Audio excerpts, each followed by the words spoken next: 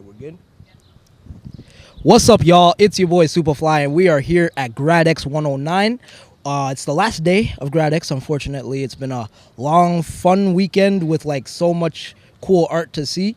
So I'm your host, Chris Markland, and today we are here with. My name is Nick Pico. I am in the creative writing program, or was. Today's probably my first or my last day. And for my grad exhibition show, my thesis show, I wrote a manuscript and had a little installation. The whole piece is titled "The Oddities."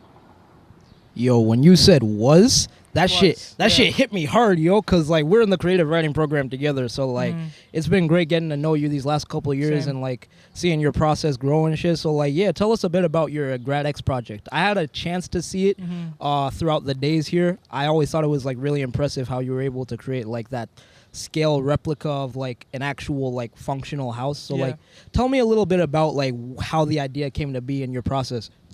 Well, the piece itself, the manuscript and the installation, revolves around just the general genre of horror. And one of those like key tropes in horror itself is the haunted house.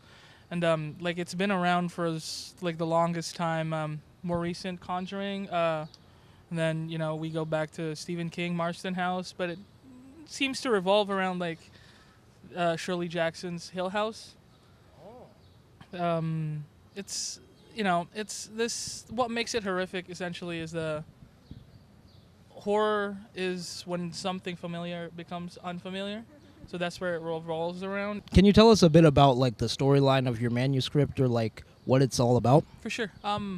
So it's about Miggs essentially. He's the slug line if it's a movie. If it ever gets turned into a movie, hopefully.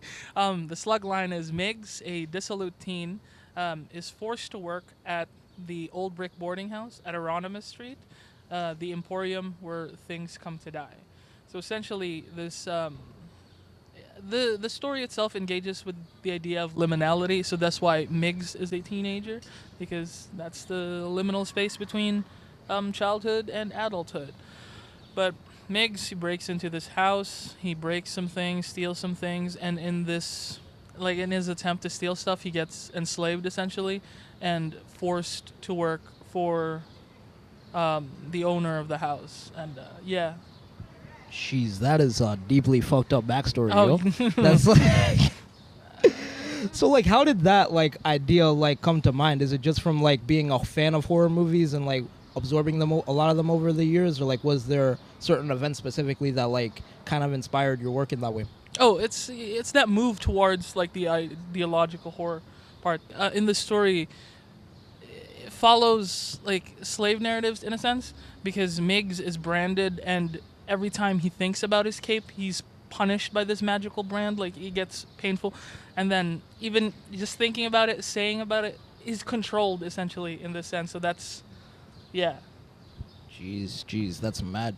I remember talking to you about like the idea for this project all the way back in like the beginning of last semester, and like how far like you've been grinding and like how long you've been working at it. Like it's really impressive to see how like you finally like actually brought it to life. So could you tell us a bit about like what your creative process is like, and like how you like hold on to that motivation, how you like hold on to that artistic inspiration that you used to write? I feel like this is the best like time to be an artist because we have access to the internet. Therefore, we have access to pretty much like at our fingertips art, music, everything from every generation ever, and we can research it, we can go through it. So that's essentially how I think of myself as like a creative sponge. If I want to write something, let's say in horror, I will find like TV shows, movies, songs that will inspire me, and then take the elements that make those things work and then mash them together to make my own art. Yeah. Wow, I relate so much to that. Like as someone who my main inspiration has always been like the like pop culture, like the things that I absorb, like the movies and TV shows. Yes. So yeah, for our last question, would you be able to give us some like advice for like students who are starting out in first year of creative writing program, of like how they can like be successful or like maybe even get where you're at? Oh, okay, yeah. I hear a lot of like rumblings in the younger years there's like little opportunity, I suppose. That's just because like this program is new and like our instructors try, but you have to come here and like in a sense demand or like let them know what you're into so they can tailor opportunities for you.